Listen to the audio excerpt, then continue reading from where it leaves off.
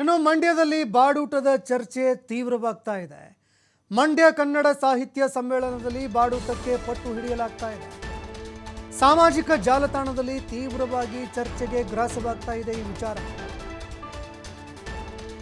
ಇನ್ನು ಮಂಡ್ಯದಲ್ಲಿ ಬಾಡೂಟ ನೀಡಲೇಬೇಕು, ಬಾಡೂಟದ ವ್ಯವಸ್ಥೆ ಮಾಡಲೇಬೇಕು ಅಂತ ಅನೇಕ ಪ್ರಗತಿಪರರು ಪಟ್ಟು ಹಿಡಿತಾ ಇದ್ದಾರೆ.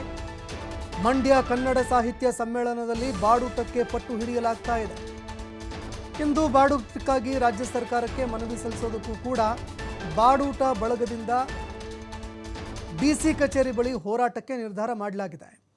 ಮಂಡ್ಯ ಡಿಸಿ ಮೂಲಕ ಸರ್ಕಾರಕ್ಕೆ ಮನವಿ ಸಲ್ಲಿಸೋದಕ್ಕೆ ಅಂತ ತೀರ್ಮಾನ ಮಾಡಲಾಗಿದೆ.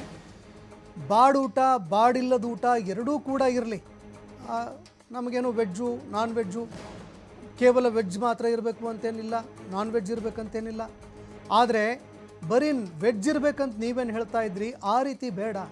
ನಾನ್ ವೆಜ್ ಪ್ರಿಯರು ಯಾರಿದ್ದಾರೆ ಅವರಿಗೂ ಕೂಡ ನಾನ್ ವೆಜ್ ಇರಲಿ ಅನ್ನುವಂತಹ ಒಂದು ಬೇಡಿಕೆ ಕೇಳಿಬರ್ತಾ ಇದೆ. ಸಾಮಾಜಿಕ ಜಾಲತಾಣದಲ್ಲಿ ಇದಕ್ಕಾಗಿ ಹೋರಾಟವೂ ಕೂಡ ತೀವ್ರವಾಗ್ತಾ ಇದೆ. ಸಚಿವ ಚಲುವರಾಯಸ್ವಾಮಿ ಅವರನ್ನು ಭೇಟಿಯಾಗಿ ಇದಕ್ಕೆ ಸಂಬಂಧಪಟ್ಟಂತೆ ಬೇಡಿಕೆ ಕೂಡ ಇಟ್ಟಿದ್ದಾರೆ. ಮತ್ತೊಂದೆಡೆ ಜಿಲ್ಲಾಧಿಕಾರಿಗಳಿಗೂ ಕೂಡ ಹೋರಾಟ ಮಾಡಿ ಮನವಿ ಕೊಟ್ಟಿದ್ದಾರೆ. ಬಾಡೂಟಕ್ಕೆ ಅವಕಾಶ ಕೊಡಲೇಬೇಕು ಅಂತ ಅನೇಕ ಪ್ರಗತಿಪರ ಸಂಘಟನೆಗಳು, ಅದೇ ರೀತಿ ಅನೇಕ ಓದುಗರು ಇದಕ್ಕಾಗಿ ಅವಕಾಶ ಮಾಡಿಕೊಡ್ಬೇಕು ಅಂತ ಕೇಳ್ಕೊಳ್ತಿದ್ದಾರೆ. ಒಂದು ವೇಳೆ ಬಾಡೂಟಕ್ಕೆ ಅವಕಾಶ ಕೊಡದೇ ಇದ್ದರೆ ಮನೆಗೊಂದು ಕೋಳಿಗಳನ್ನು ಸಂಗ್ರಹಣೆ ಮಾಡಿ ನಾವೇ ಬಾಡೂಟ ಹಾಕಿಸ್ತೀವಿ ಅಂತ ಎಚ್ಚರಿಕೆ ಕೂಡ ಕೊಟ್ಟಿದ್ದಾರೆ.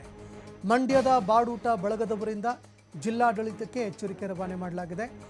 ಡಿಸೆಂಬರ್ 20ರಿಂದ 3 ದಿನಗಳ ಕಾಲ ಸಮ್ಮೇಳನ ನಡೆಯಲಿದೆ.